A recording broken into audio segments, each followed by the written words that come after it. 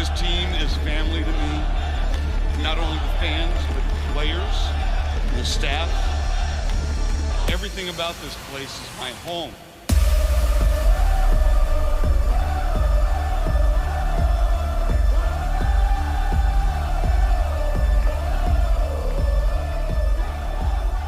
Hello and welcome to the club. I'm your host Mars, and this is episode 4 of the Upper 90 Club, a roundtable discussion where 5 friends devise an intricate plan of how to spend the next 5 months talking about the Columbus Crew. On this episode, we review the state of the crew, recap Sunday's game and get the club's reactions, discuss and debate Porter's exit, and get the U.S. overseas players update. With me in the club today, I have Ben, Mort, Trey, and Haas. Say hi, guys. Hello. Hey, hi. Mark. Yep. Well, I'd like to hear from each one of you before we get started. What do you think Caleb Porter's next job will be? Ben? Probably zip back to Akron. Okay. Mort? Well, you know, it's only one place to go after the crew. You get downgraded to the U.S. men's national team. Oh, yeah. We'll have to see what happens to Greg here in a month or so. Trey? He will end up at a bottom of the table team in the MLS. Okay, so not a huge change. Haas? Burn. I imagine he takes some time off and then ends up coaching somewhere. Good one, Haas. What to say? Right, somewhere. All right. Well, before we get into the analysis, I have a few housekeeping items I want to go through. Want to talk about what listeners can expect from the club, the pod, during the off season. We're going to talk USMNT and players abroad, including some World Cup coverage. We're going to review crew news that comes out during the break. We're going to be producing some special segments and evergreen episodes, including deep dives on players, interviews, and past highlights. Anything and all things soccer until our triumphant return in the late winter, early spring. And in the meantime, we'd love to hear from the listeners. So if you have questions, comments, topics, send them to upper90clubpod@gmail.com. Number 2, I want to share that Mort went to Missouri last week for Columbia College Athletic Hall of Fame induction for his role in the 2003 men's soccer team. Tell us about it, Mort. Yeah, it was a gathering of some really old guys that I hadn't seen in 20 years. We got honored for our season in 2003 when Columbia College first broke through to the NAIA National Championship playoff. It's a pretty decent season, you know, a 7-0 conference record in the American Midwest Conference, and also tournament champions, actually. Regional finalists, which we lost on PKs, I think. Boo. And yeah, I know, 10 seed nationally, but, you know, I got to be a captain, but I got no other honors, you know. I was a scholar athlete, but nothing that helps a co-ed team wins games. Well, tell us what you did while you were there this time. You know, like those were the glory days. You know, talk us through the ceremonies and the itinerary for the events. You know, they were stupid enough to start this event like at 7:00. So of course, all the soccer guys met up at 5:00, started drinking. Mm-hmm. So that's always good. And then they served free alcohol. So everybody wanted to have a say in the speeches. The speeches were therefore excellent. And then it was just fun. There's people I haven't seen in 20 years, you know, faces that of people that we're really close to. There was a lot of emotion, a lot of people crying, a lot of people making fun of people crying. So like the pod. And stuff like that. It was a good time. Yeah. And then we kept that going for about 2 days. So that was awesome. And you get to play some while you're there? Yeah, we had to kick around. So that was one of the highlights, you know. Some of these guys still have their touch out there. And kick the football over the mountains. But who didn't have their touch? You can say it by name. Well, welcome back and congratulations. Oh, thank you. Yeah, good job, Mort. Let's give one of these guys. Yeah. Thank you. Hey, international superstar. Respect. Yeah. Lastly, shout out to Crew 2 for winning the MLS Next Pro Cup 4-1 at lower.com on Saturday. Nice. Some needed good news for Columbus Awesome. soccer fans this week. Okay, that's all I got. So let's go to the state of the crew with Haas. Haas, please let the obituary commence. So on Sunday, decision day in the MLS, the Crew went down to Orlando and lost 2-1. This put them below the playoff line, so they were eliminated from the playoffs. All right. Thanks, Haas. Short and sweet. Trey, do you want to go through the lineup for the Crew? Yeah, for sure. You had Room starting in goal. You had Degenek and Mensah starting in the center. Morera and Pedro on the outsides. Artur and Nagbe. And Diaz, El Rayon, Etienne with Cucho up top. I think the biggest change is Artur coming in for Zach Morris. Besides that, it was pretty standard. Zach Morris. Yeah. We call him Zach because of the hair. A little Saved by the Bell. Okay. Yeah. And Mensah was back. Mort, what about Orlando? Anything worth mentioning for their lineup? No, the lineup in similar formation as the Crew on Sunday. They pretty much had the normal starting lineup. They don't have the same big names that they used to have, other than, of course, Rohan on the right back, which is lightning fast. But other than that, nothing that comes off the page. Yeah, no Breck Shea, no Justin Miram, no Kaká. No Nani. Yeah. Yeah, no Breck Shea. Did we say Breck Shea? Any other reactions to the lineups? Yeah, I think we all kind of wanted to see Aiden Morris start over Artur. I mean, we wanted them to come out kicking butt, and we came out all right, but I really would love to have seen Aiden Morris. And I think another thing that was very bizarre was we had Farsi on the bench, which he wasn't with Crew 2 the day before. Mm-hmm. So I would assume if we were taking Farsi, who is a critical player to Crew 2, that we would also take JRR, the Pirate, but we didn't. And, I think going down 2-1, we kind of paid for that decision. So did Farsi play, or was he in attendance on Saturday for the Crew 2 game? No, but JRR that's was one of the right? things, because Okay. Haas and I were there, and I kept saying, I don't see Farsi anywhere on the field. And I didn't even put together, I thought he was hurt because I didn't even hear that he had made the trip. I must have missed it, but. All right. Any other comments on the lineup? Now let's get into the first half. Yeah, I saw the first half.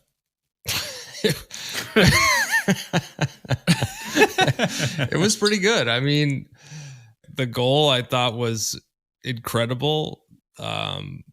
The back heel service from Lucas was first class. I felt like I was just, counting the days to our first playoff game, and I'm dealing with those feelings now. What did you guys think? I think we came out really aggressive. We had the high pressure going. We pressured them all over the field. I mean, this is something we've seen before, right? We're coming out. We have control of the game.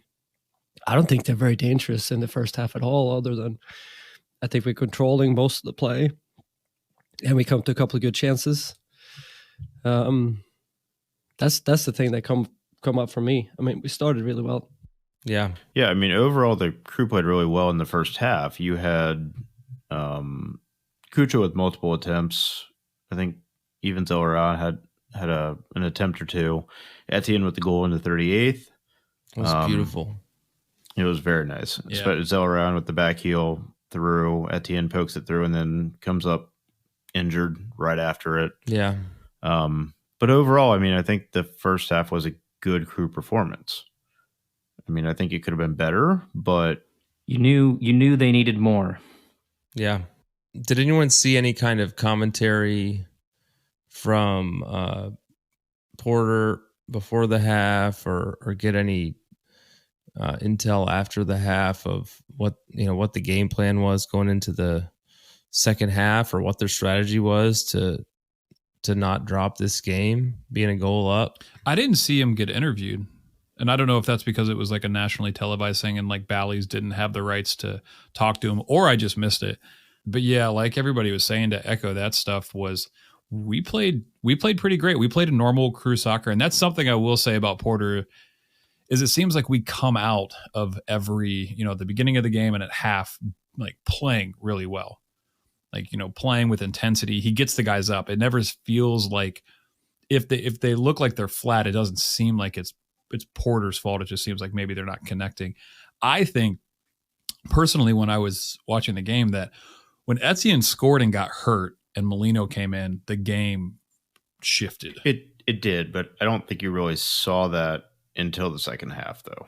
Yeah. I think it made a big difference for sure, but going back and rewatching it today, it was just kind of like, oh yeah, Molino's in. And then the second half, you noticed a big difference not having Etienne being able to drive down the sideline. And we hit upon this before, how important he actually is to a lot of the creativity of the team.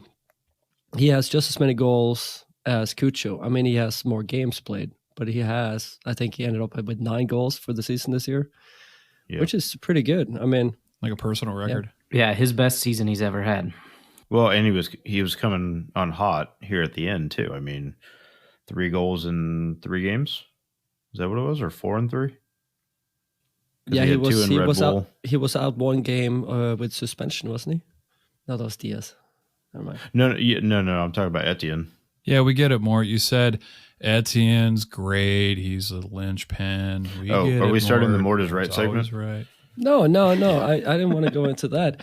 But on the other side, but we will. We will. But on the other side, I would say on the other side, literally on the other side, Diaz was Diaz. He looks dangerous, but he just lacked that quality again. Yeah, I didn't think he had a very good game. He was one of the weakest guys. I would put him next to Artur, that is like totally off the pace. And I think it really affects us, his running and his speed, that he can't get up and help us. There's so many times where we get into attack and the only person you can see in there is sometimes Cucho. And I say sometimes because both Zelarayan and Cucho like to drop a little bit deeper to be involved in the play. And sometimes you see Etienne and Diaz get into the outside so quickly. So when they pass the ball in, there's either nobody there or maybe one there. You saw Orlando in the second half when they needed that goal. They had like 3 and 4 players like at the end of that ball, challenge for that ball. And we don't have that. I don't never feel like we have that big momentum, right? Where it's really like we're really putting on the pressure. Yeah, it's always like maybe Kuster get to a header, Zelarayan getting to a shot from the top of the box, something like that. But it always seems to be like flashes of brilliance. Yeah. Like it's like even the Cucho header in the first half. I think it was Etienne that played the ball in, and it's a beautiful header. I mean, it ended up hitting the top of the netting. But, I mean, it's those flashes of brilliance that you're waiting to see. But besides that, it lacks cohesiveness. So hopefully with the new coach, maybe we'll see something else. Yeah, that's something I actually wanted to touch on. When I saw Etienne go down, I noticed that, Pedro had a yellow card 9 minutes in, which was fine. It was a fine yellow card, but you were pairing Pedro against their fastest player. And that guy was just, Pedro was playing tough. He was playing strong, but he also was playing on a yellow 9 minutes in. So what I would have done as the coach is put in either Sands or Farsi back there and pushed Santos up into the more attacking, midfield where Etienne was at. That way you didn't have to sacrifice like a playmaker. We had Pedro up and then you had Farsi behind him or Sands, who are phenomenal. But instead he kept Pedro back there when he had a yellow on the fastest player, and he was not able to contain. And you saw that in the second half. Like he couldn't guard him. He couldn't play as tight or as physical as he wanted because he was on a card. And as soon as Etienne got hurt, I'm like, yeah, of course, put Pedro up, bring on Sands or bring on Farsi, let them lock that guy down.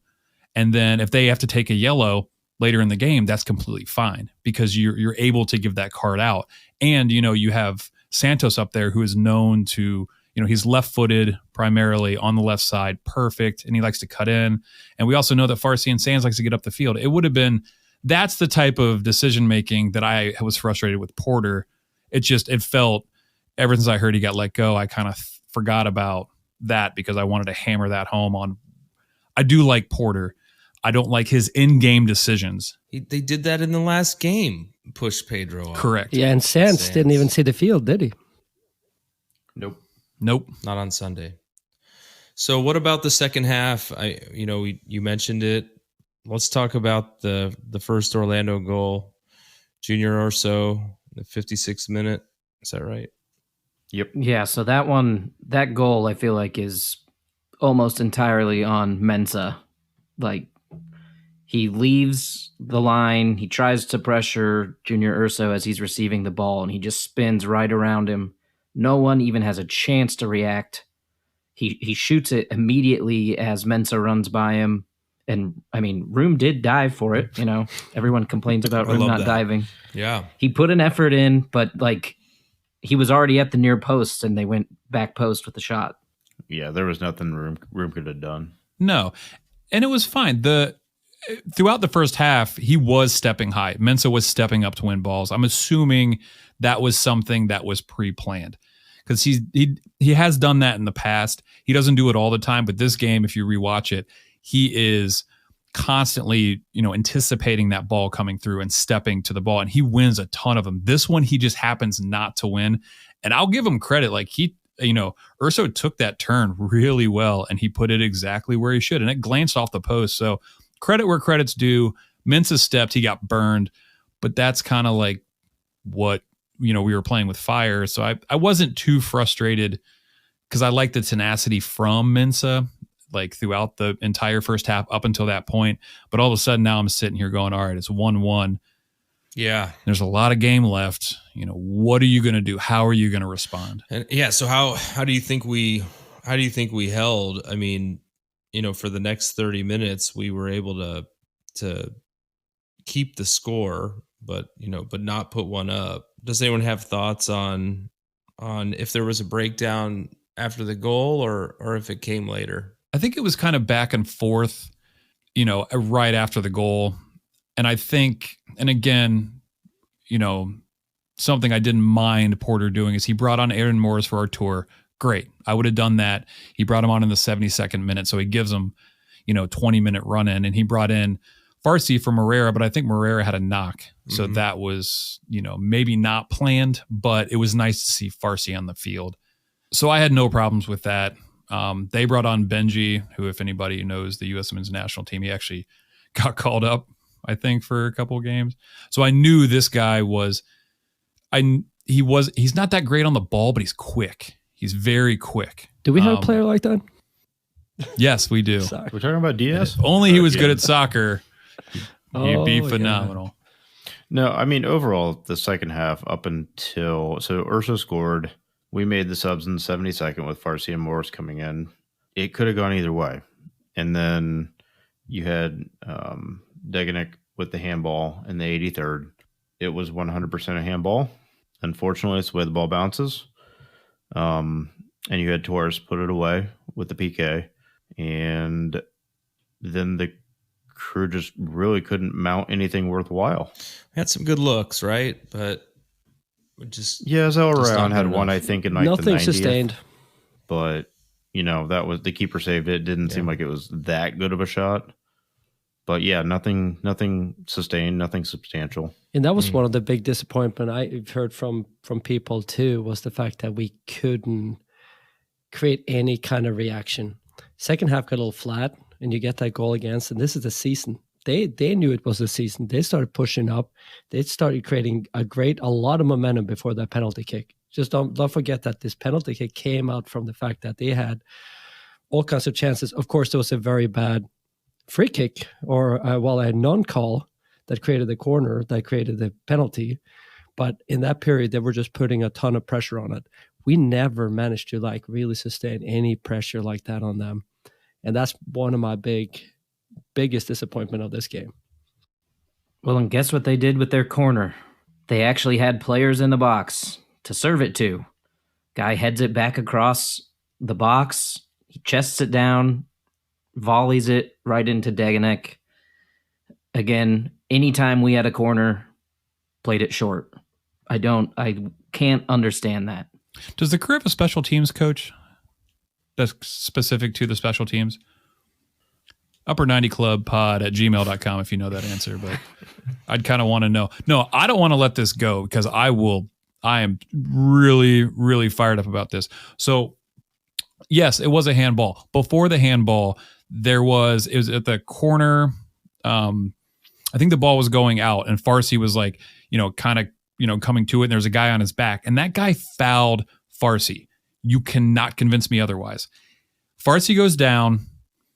The ref blows his whistle, so play like stops. That's what we all thought. And you can see, Farsi get up, start to walk. You can see Nagby on the camera start to walk. But the ref didn't blow his whistle for a foul. He blew his whistle for a throw-in, ? And so half of our players stopped, and then they throw it in really fast. And then half our team has their hands up, which, is not professional. And you hate seeing that when it's, you play when the ball's played. But again, we're always taught to play until the whistle blows. And he blew the whistle for a throw-in. In what world do you, blow a whistle for a throw-in? So we stop. They throw it in really fast. We turn around really quick, and they're like, and then the guy, I don't even know who shot. I think it was Pereira, shot it off one of our guys, and it became a corner. So in my opinion, it should never have been a corner kick. Fast forward 30 seconds, there's a handball in the box, and it's like, well, yeah, that's definitely a handball. And I'm sitting here still true, losing what's left of my hair, saying there is no way that it's still a foul on Farsi. And, VAR won't go back and check that, which is fine, but give me a break. It was 100% a foul. The ref blew his whistle.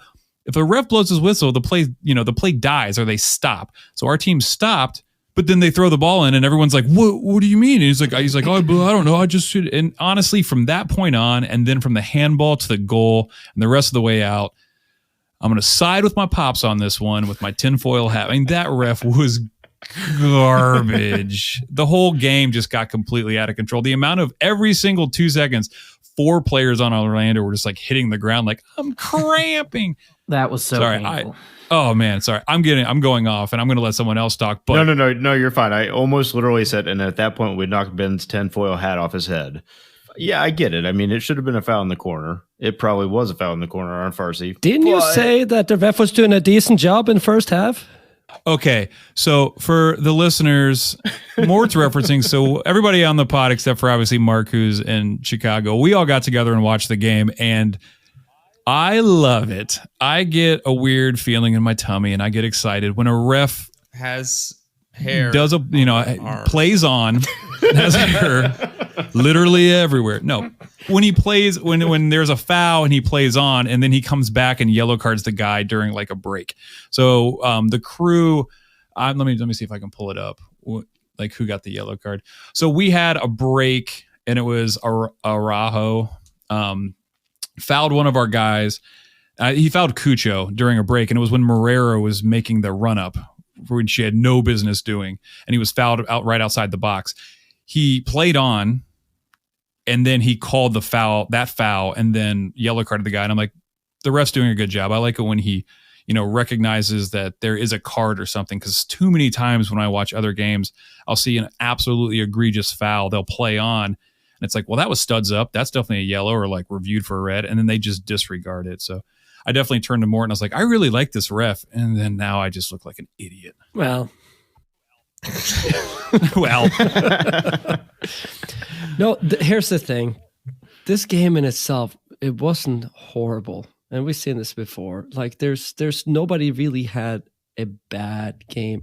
There's something missing, right? There seems like something is missing to get that extra, get us over the finish line. Obviously, that's been a problem now again and again and again. I mean, like Room did have a good game. He had a couple of pretty big saves to keep us in the game too. Degnick was fired up. Have you ever seen the guy show so much emotion in his life? Like he cared. Yes. In the Charlotte game when he with the tying goal in the 94th minute. Oh yeah, yes. Yeah. Okay. So I thought he's been pretty good since the international break. No, I'm not hating on him. No. I'm not. I mean, he truly cares. You can see it. He's pissed. I want to quote someone who used to be with the crew. Today was a microcosm of the season. This has been the story of many games this year. These were the exact thoughts that I had when I was watching the game, and I think it brings us nicely into the topic of Porter's exit today. He was fired. These games, blur together because so many of them have the same outcome, which is we look good, things happen, we collapse. I want to get some reactions to the Porter exit. Let's just talk about his record. I just want to go back and look at some of the numbers because this had to happen, right? Go ahead. Well, I don't know, Mort. I've got an interesting stat. I heard it on the broadcast. They were talking about Columbus had only lost twice in 21 games. So I went back and looked at it a little bit closer. The last 21 games before the Orlando game, 7 wins, 2 losses, 12 draws. Does that get you fired? Not having back-to-back wins the whole season gets you fired. No. I think overall when you end up 8th, you miss the playoffs for the second time in a row. I'm not disappointed. I think it's time to move on from Porter. But actually looking at it a little bit closer, if you look at the metrics on wins, loss, draws, it's not horrendous. But I think we would all say the way the team is playing and what we see on the field, he's not capitalizing on the talent. And the job is not done, right? Like I hear Trey, I think you have a great I think that's a great stat. I think that paints a really nice picture of the last 20 some games or however many that you mentioned, right? Yep.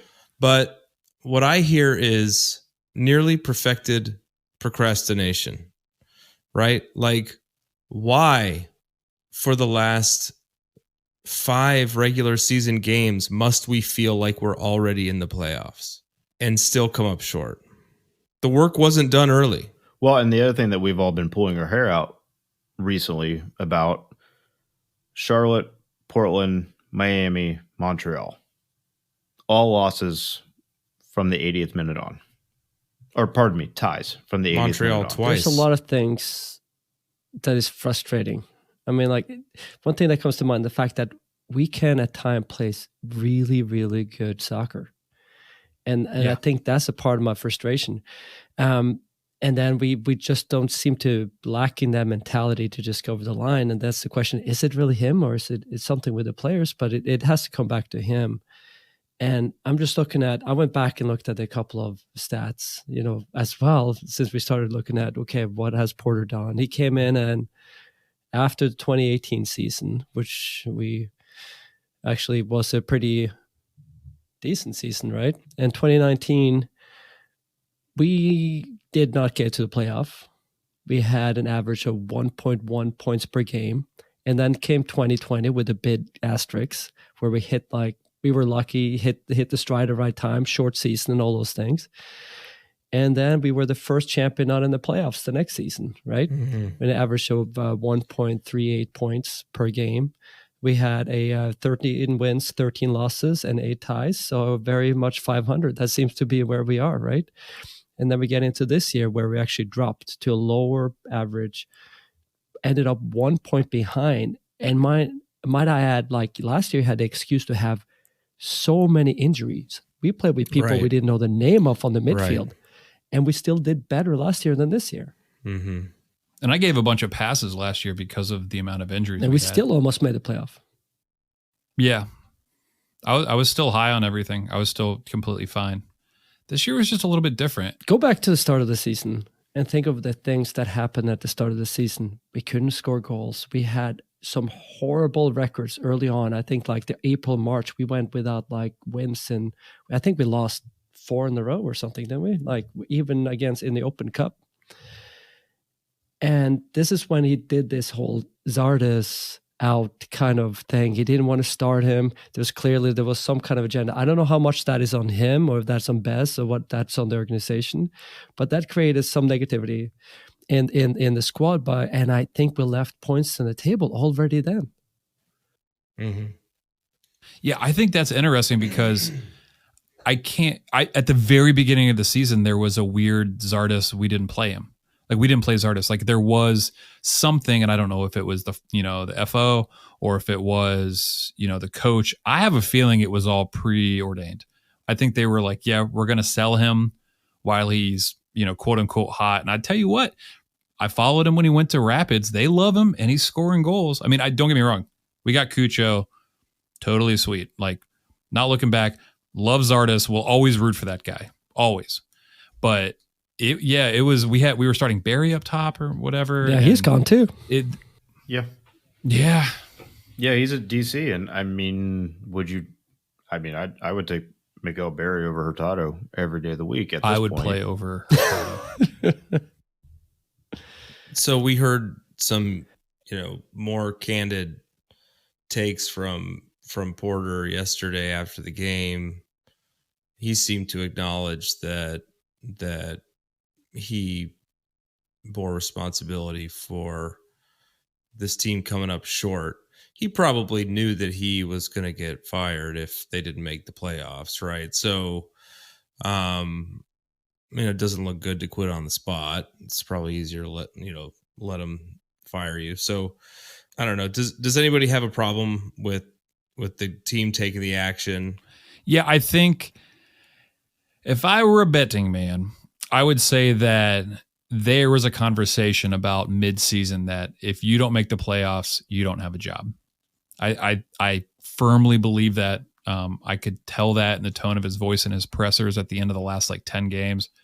Yeah. I believe that was a conversation. So I guarantee, because we all heard the same, post-match press conference, and we all read the quotes. It was very obvious that he was out. Yeah. And I didn't think it would happen this quick, which is why I think it was, premeditated. Like, he knew what was at stake. Yeah, I think you're right. I mean, the dispatch quote that came out was, "I'd bet my house on it," and 100% believe that conversation was had. And looking deeper now into "I'd bet my house on it" meant I have to give What's the quote, Tracy? I think he literally said, "We're going to make the playoffs. I'd bet my house on it." Was that in February or March? No, 2 weeks ago. Or a week ago. No. Yeah. No. Recent. I thought it was early. I thought it was early too. I think it was after the Charlotte game. Oh. Well, yeah, and I've been a fan of Porter. Today I feel like I'm good with his exit, but getting the championship in 2020 is a big deal. And so weren't we also the first MLS team that won the why am I blanking on the cup name? Campeones Cup. Yeah, Campeones Cup. Yeah. And we very nearly in my opinion, I thought we had a fighting shot at the MLS's back tournament, but it was for naught. Minnesota took us down in a PK with Tarbell in goal, or in a shootout with Tarbell in goal. That brass I would have loved to hang, but I have no hard feelings against Porter, but at the same time, I'm good with the change. Does anybody want to take a stab at where we go? Anyone want to make a bold prediction on what's next for us? We will cover this as it develops. I know Reddit and the Discord and Twitter have 1,000 different names. Obviously, the main one being thrown around is Courtois, the Crew 2 coach. I don't know, I saw a decent amount of Crew 2 games this year. I was at the final. They play some pretty soccer.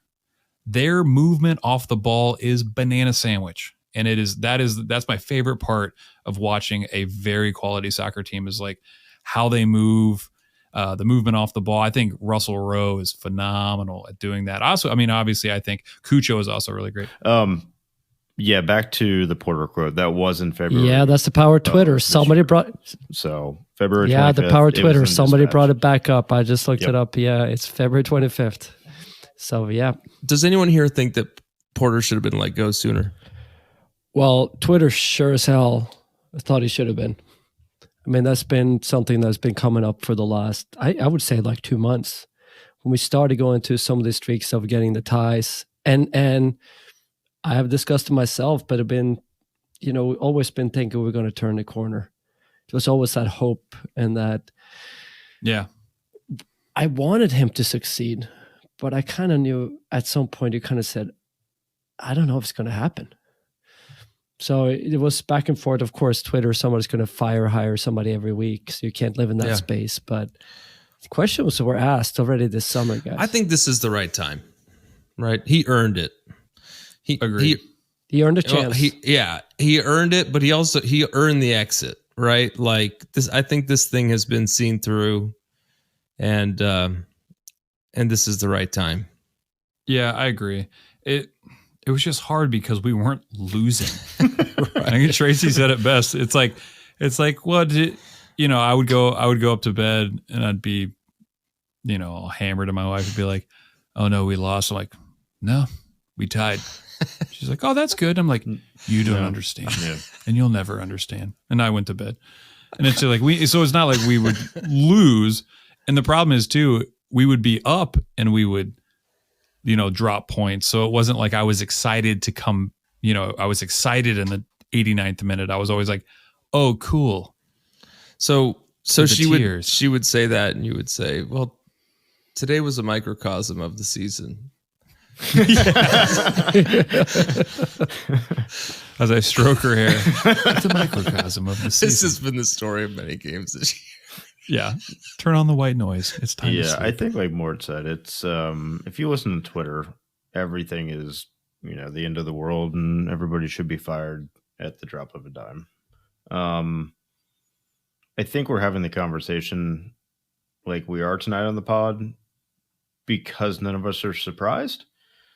But if they would have kept him, I don't think any of us would be too surprised either. I'm not disappointed by it. I think it's time to move on.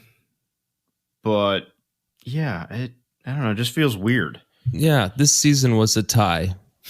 Can we call this segment? Hunt for top banana or something? This is something we always have said is the fact that top banana is like the term for the coach. Okay, I see there's another topic on here, so I'm going to jump into that. I'm sure we'll be talking about this a lot during the off season. We'll see how things unfold. Outside of the coaching, what else are we expecting for next year? What are we looking forward to? I'm interested to see, being the first year with Crew 2 and in general, just like the MLS Next people, like how that relationship works. Because we have a lot, and specifically the Crew have a lot of really good players coming up through the ranks. Yeah. It would be, I'm looking at the team, both teams and saying, well, and we'll go over, like whose contracts are up and stuff like that. We were talking about that today. What that kind of looks like. Cause a lot of the stuff I'm worried about, we can fill in the blanks. We have, we got the Pirate, we got Farsi, you got Aiden's, brother hanging out. Like there's a lot of good guys coming up. I wonder how much we actually have to invest. And, like this off season, we have a new coach. We're going to get new players. There's a decent amount of people out of contract. Like what are we? I feel like next year is going to be fresh. Like there's going to be a lot of fresh faces that I'm excited about. Hey, can we just mention that we're going to talk about, of course, all the contracts and stuff, that there are some, just say general, there's a lot of players that either needs a new contract or needs to get out. Yeah, I posted in the thing. There's, I think like 15 or 16 players on the last year contract. A couple of them with an option. There's only like 5 or 6 of them I'm really concerned about. Hold on. 1, 2, 3, 4. There's like 4. Yeah, I mean, I think you're right. I think at the end of the day, I'm looking forward to a fresh roster with hopefully a little bit of youth. Plus, if they can bring back Z and Cucho and some of the big hitters. We need some youth in this team.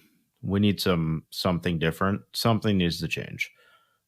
This team next year's, I'm thinking, looking forward, maybe a 5, 6, 7 seed. But they have a higher ceiling. There's a lot of talent, especially with what we have coming up from the youth team, or not youth team, but MLS Next Pro team. So hopefully we can do something, get a coach in.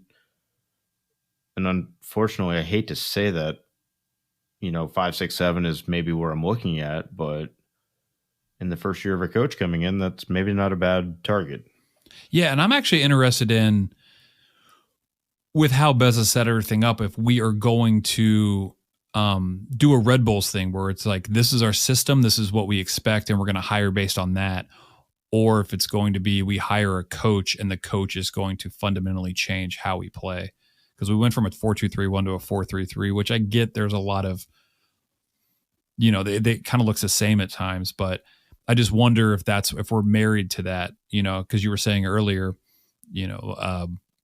Courtois is going to play Porter style so we can just like interchange people, swap them back and forth. If that's like the general outlook of what the crew is going to, look like, kind of like Red Bull, they're going to be high pressing, high intensity, teams. And that's what they expect across all leagues. Mm-hmm. So like, what you're going to get, like, Jesse Marsh knows what he's going to do at Leeds. He knows like when you go into, Red Bull Salzburg, you're Leeds Red Bull team. Well, yeah, but Jesse Marsh, how to go. I view Jesse Marsh and Red Bull as one. Red Jesse Bull Marsh. He's a company man. All right, we'll have to wait and see what happens. Last thing on my list, Ben, is to hear about our players abroad.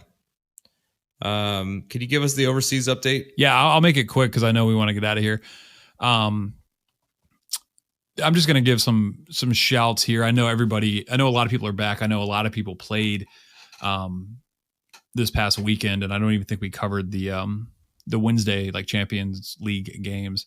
Pulisic had a goal, actually got a start and got to play. So if you can get a chance to see that, it was pretty. Sargent got a goal. He's been scoring. Pepe is the big talk. He got a brace. He had a penalty and he had a absolute awesome goal. The problem is Pepe's my favorite out of all the number 9s, but so there was a penalty. He's not the penalty taker, but he asserted himself, alpha mailed himself in order to take that shot, from what I understand. Like, took the ball, put it down, put it in, and then, I think it was like 15 minutes later, scored. He got his own hockey assist, like kind of like a give and go inside the box. It was nice. I'm really excited. Jedi's back. He played. I think he was rated like a 7. He played really well, even though Fulham lost. Way is back and played, which is wonderful. A bit of a bummer. Scally went out for Gladbach. He got injured, and I don't know the status on that. I'm going to double check it. And the last thing I want to bring up, I'm not going to get into anybody else, but Austin Trustee, another one of those random center backs that we kind of forgot about, actually had a brace. He had 2 goals for his team, I believe off corners and stuff like that. And from what I understand, his coach loves them. And it's just, there's always a bunch of talk about the center backs and the number 9s on Twitter and Reddit and all that fun stuff. Hey, Ben, where does he play? He's been a guy. Well, Mort, he plays for Birmingham City. And his coach actually speaks very, very highly of him. And, we'll see. But that's the only people I wanted to touch on. There's a lot more that happened that I can just ramble on about. But we got 5 months to talk about non-crew players. So we'll just kind of... Almost excited about Tyler Adams is still... they lost, but again, had a solid game for Leeds.